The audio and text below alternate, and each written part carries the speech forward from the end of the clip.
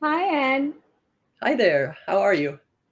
I'm good. Thank you so much for joining in early morning for you. So, what's your time, Anne? Oh, it's 8 o'clock. It's not super early. Okay. So, you can hear me well now? Pretty well. Okay. Thank you so much for joining in. Welcome to episode 39 of Growth Mindset Conversations. And welcome everyone to this conversation today.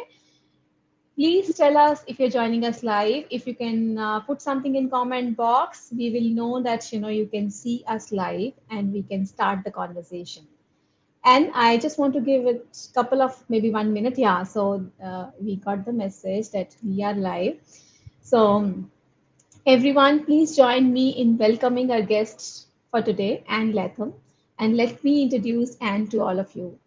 Anne Latham, known widely as the Queen of Clarity, is the author of modern classic The Power of Clarity, plus the Clarity Papers, Uncommon Meetings, and now her newest book, which we are all excited about, The Disconnect Principle.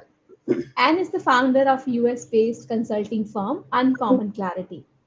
Her clients represent over 40 industries and I'm sorry, range from organizations such as Boeing, Hitachi, and Medtronic to nonprofits such as Public Broadcasting Service, United Way, colleges, and universities.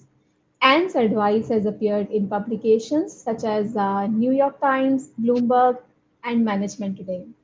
Anne is an expert blogger for Forbes.com and is a guest lecturer on the University of Massachusetts Isenberg School of Management, and is also the sole recipient of a very interesting corporate award, which she cherishes to the day. The award is called Most Likely to Dispute Recognized Authorities. Thank you, Anne. Thank you so much for joining us today. Thank you, Manvir. It's great to be here.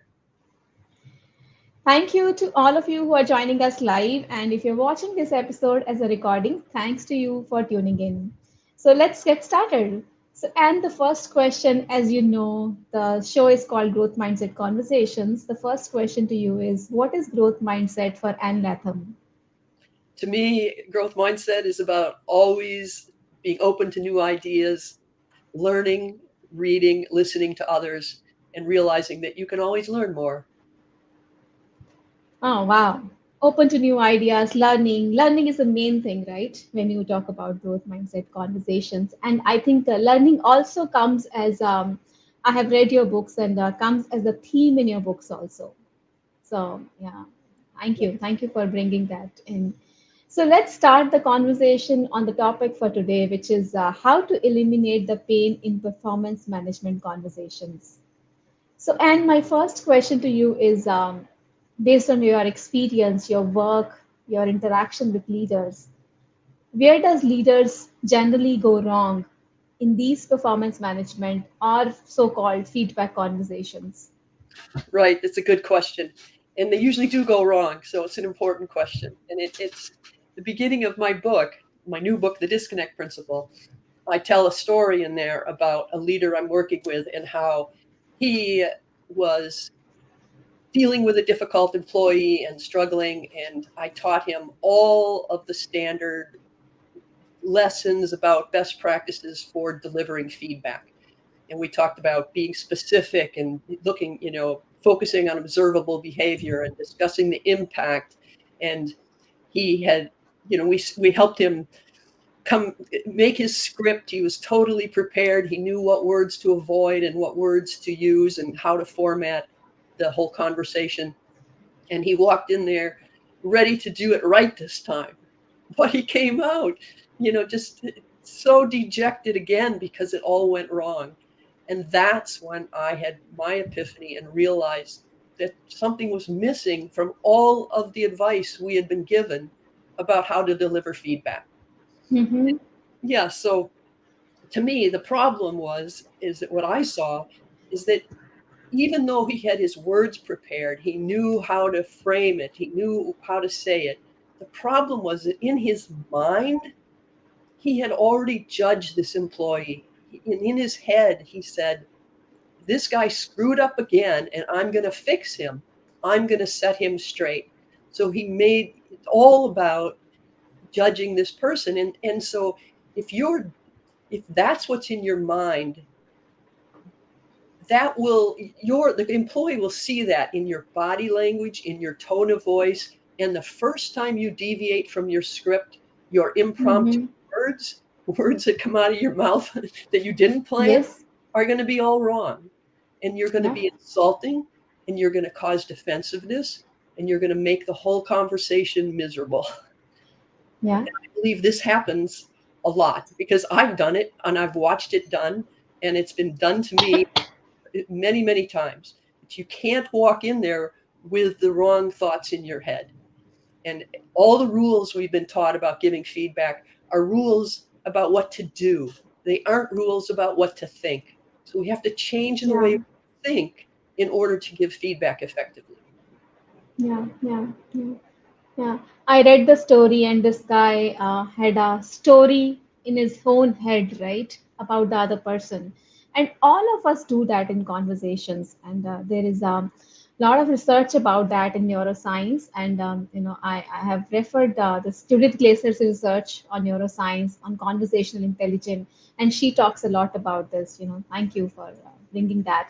And I will encourage all of you who are listening and watching this conversation, please drop in your comments in the comment box. Anything you want to add about this conversation, about performance management, feedback conversations, it will be great to hear what you think about this particular topic. We are all learning from each other. So it will be great to know. Add your questions also for Anne. So I'll be happy to get it to Anne, all your questions. So we hear that, and that leaders have a judgmental challenge, or they have a story in their head. They judge people, they Mindset. judge. Yes. So okay, that's the problem statement. What can they do about it? Well, first of all, they can read my book, The Disconnect Principle. Ah, yes. But the disconnect principle, the principle itself is what you embrace. And the disconnect principle is very simple, and it goes like this. If when something doesn't meet my expectations, when something doesn't happen as I expected, all I know for certain is that something didn't happen as I expected. That's all I know. Okay. And we don't know why things didn't happen the way you expect. We don't know what really happened. We don't know why.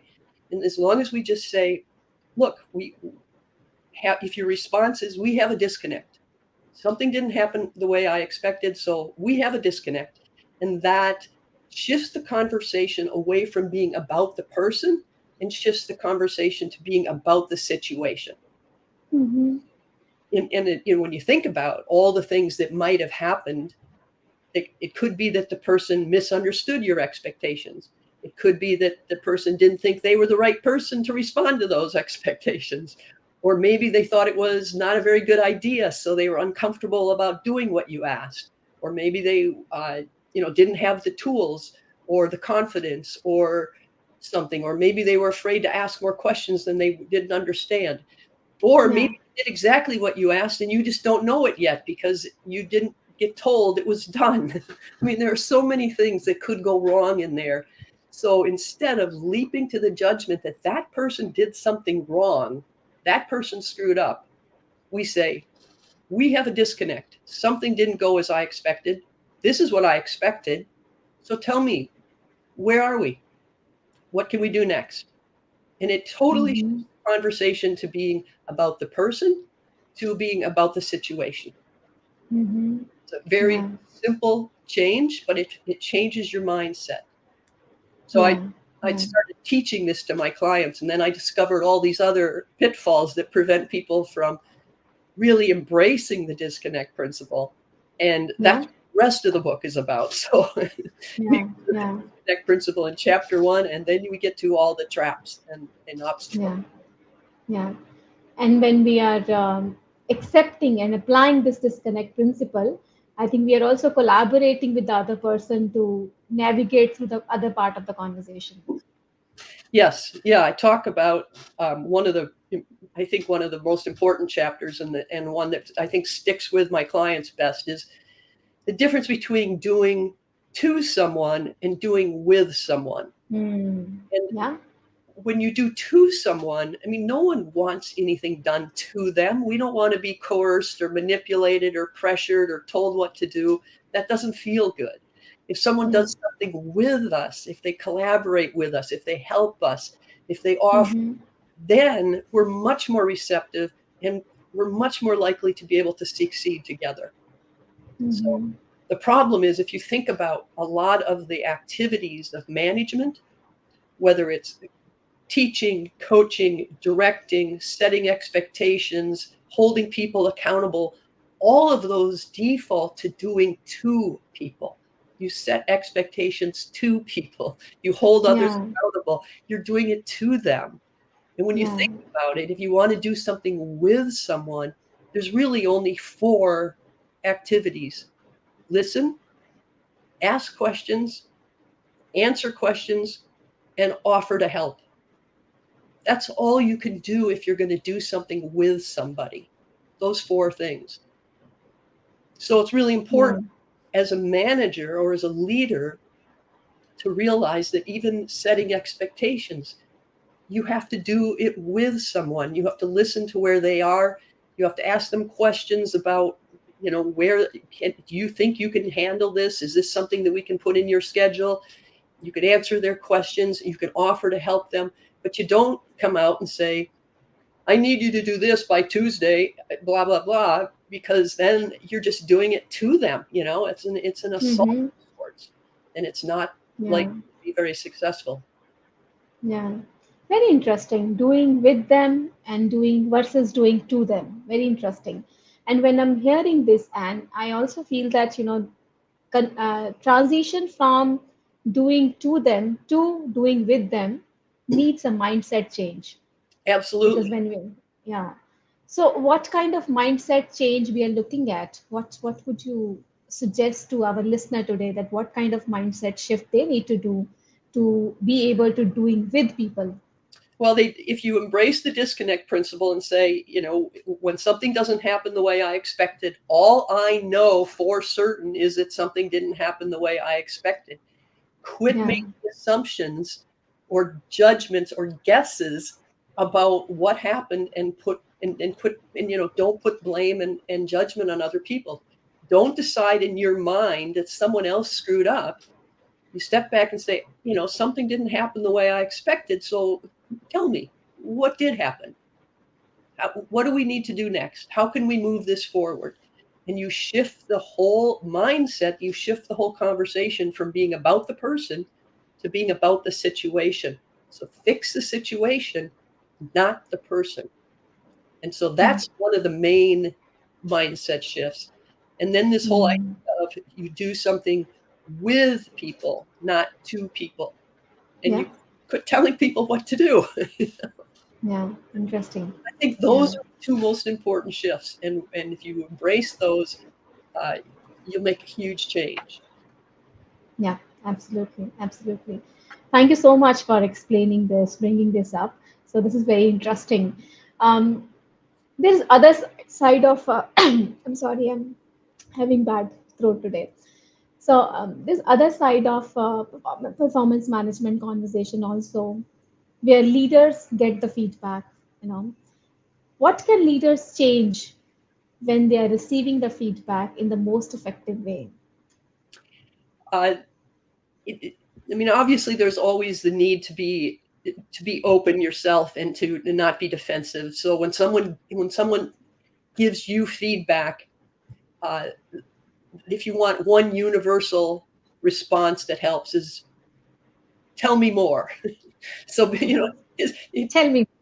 just tell me more, because if if you're feeling uncomfortable at all about what someone told you, and you respond by saying tell me more, explain more, that gets you off the hook for reacting, and it reduces the likelihood that you will react defensively. And that's the biggest danger, because once you react defensively, then the conversation goes downhill fast. But the other thing is, you could use the disconnect principle in this way too. If someone is irritated with you and they start telling you things, you can say, whoa, wait a minute. I think we have a disconnect. Let's just stop and figure out where things stand. And the clients I've taught this to, they use that language all the time. Well, I think we have a disconnect. Let's stop here. And you just stop the conversation from going down into that uncomfortable, the place where you start getting mad at each other, or you get defensive, or you shut down and you don't talk at all. You just say, whoa, I think we have a disconnect. And then it's also perfectly Mhm. okay at that time to say, I need to cool down. Let's talk about this later. So, but having that line, we have a disconnect on your tongue, ready Mhm. to get out there, it stops the conversation and shifts it away from you, me, what did you do? What did I do? To wait a minute, where's the situation? Where do things stand? And what can we do about it? Yeah, yeah, yeah, yeah. And again, I guess listening is a great part of this conversation, this part of the conversation also. Yes, listening is so important, and we don't do that, but that's that's the other reason why shifting to we have a disconnect is that Yeah. it gets you out of that sort of, you know, you did this, you did this, you did this, to wait a minute, where are we? And it shifts Mm. the whole conversation and allows for collaborative problem solving instead of, you know, you, me, this is what happens, Yeah, and yeah, I'm mad. Well, wait, forget about being mad. Where are we? What do we need yes, to do next? What do I need to do yeah, differently? Tell me more yeah, about that. yeah, yeah. Yeah, so I mean, you have already shared some of the nuggets from your new book, Disconnect Principle, and collaborating with people rather than doing to them, doing with people. So tell us more about your new book. How does it help someone for having those feedback or performance management conversations? Any other principles, strategies would you like to share with us from the Yeah, book? well, there's, like I say, it starts out with my epiphany story when I watched Max struggle despite teaching him everything I knew and realizing what was missing from all that we've learned. It introduces the disconnect principle, and then the after that, it's all of the stuff I have learned since in teaching the disconnect principle to my clients, because I realized that while it was easy for them to say, whoa, wait a minute, we have a disconnect, it wasn't so easy for them to go beyond that and resolve the disconnects and finish the mind shift that was necessary to prevent getting into the blame game. I mean, even though, of course, we would never blame people, that's judgmental, we don't do that. The problem is in our brains, we're still doing that. So I think one of the other significant things I'd like to mention now is that I talk about what is holding people accountable. What is holding people accountable? What does that really mean? And how do you shift that from doing to doing with? And I define accountability as being about establishing commitments and delivering on those commitments collectively so that you can accomplish more than any one individual can accomplish alone. So when you think about that definition, the whole idea, we're just collectively establishing these commitments and implementing. Where does that have anything to do with the way we typically think about accountability, which is often about holding his feet to the fire, drawing the Mm-hmm. line? It gets into discipline and coercion. It gets into, keeping records of where he screwed up and, all that kind of stuff that has really sort of perverted our performance management systems and get it back to, wait, the whole point here is collectively we're trying to get to the same place and get a lot of things accomplished and get them done at the same time. And that is all about partnership. And, the term accountability partners, I think it's used a lot, especially between entrepreneurs and other people who are working on their own. But in a business, your manager needs to be your accountability partner. And you've got to, Yeah, partners are on the same team. They're on the same side. yeah, yeah, It's not someone lording power or control or threats over your head. That's not what any of us need to get to our goals, to finish things on time, to accomplish more than we could do alone. yeah, yeah, yeah, absolutely. And I think, when you're saying this, something is coming in my mind that for having accountability partner, to have those accountability conversations, leaders needs to be more courageous. And most of the times they operate from a lot of fearful mind stories. So, what do you think about how can they convert their fearful mindset to courageous mindset where they can have accountability partners, where they can have accountability conversations? So how does the leader become less fearful, you mean? Yes, shifting their mindset from a fearful to a little more courageous, where they can have these kind of conversation, because I certainly think that it requires courage to set up accountability partners, have these conversations.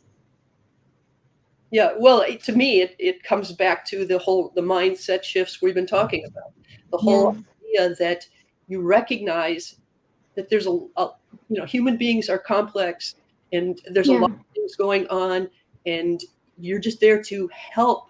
And if I think of the four things you can do when you are with someone on the same team is listen, ask questions, answer questions, and offer help. And if you embrace that and say, okay, so here we hmm, are, guys, we need to get this done. Where are we? What do we need to do next? How are we going to get there? And then I spent a little bit of the book talking about the kinds of questions you can ask to help okay, prevent problems and help anticipate problems and ensure that things move forward. Because I think a lot of times the other problem about holding people accountable is we get into this mindset where we're checking off the list. Did you do this? Is this done? Did you do that? Is this done? Instead of asking the questions like, how do you know you'll finish on time? What gives you confidence mm, you'll finish on time? What are the biggest absolutely. obstacles that we still face that we don't know enough about? What do we have to learn in order to get where we need to go? Because Mm, once you're working on a project where you know exactly what needs to be done and you know how to get there and you've done it before and it's very familiar and it's very simple, then it's just a matter of plowing through and getting it done. As soon as there's any other kind of complexity and things that the employee doesn't know, that's where we run into trouble. But if you yep. ask an accountability partner can ask the right questions to help them think about, well, what don't we know yet? What obstacles are we still, Mm, what are we taking for granted? So I think those kinds of questions are what we need to yeah. focus on to be better partners and not just getting into that more controlling mindset where we're just there to, you know, check off the list. Did you get this done? Is this done? Is this done? No, that's not helpful. That's just a battering ram coming at me. I don't need that. Absolutely, absolutely. So, your book looks like a very, very interesting book, and I have read the pre-order copy, so I can vouch for that. It's one of the very simply written, good to read, and really, really very knowledgeable, informational book. So, where can people buy your book? Well, they can't yet. It's coming out on Monday. So on Monday, Yes. you can go to Amazon and get the Mm-hmm. disconnect principle. It's the disconnect principle. Eliminate difficult conversations with clarity and empathy by Ann Latham. There's the name. It will be available on Amazon on next week, Monday, and it will actually launch with a very special price of 99 cents for the Kindle edition. So Wow. show up next week and get your copy.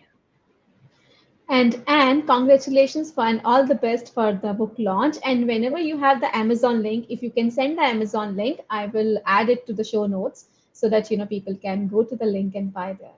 Right. Okay, great. Yeah. And then, of Awesome. course, after that, it'll be available everywhere, but it'll start there. So, all right. Thank you. Thank you. Thank you so much, Anne. It has been an interesting conversation. Thank you, everyone, for joining us today. And thank you so much for sharing very, very valuable insights on such an important topic and sharing about your book. I really appreciate your time and the value you have created today. Thank you. Thank you very much for having me, member. It's been good to talk to you, and I'm looking forward to this launch. I have a lot of work to do, but Great. yes. All the best. And thank you again, everyone. I look forward to seeing you in the next episode of Growth Mindset Conversations. Keep learning, keep reflecting, keep acting, and keep on growing. Thank you so much. See you soon. Bye bye. Thank you.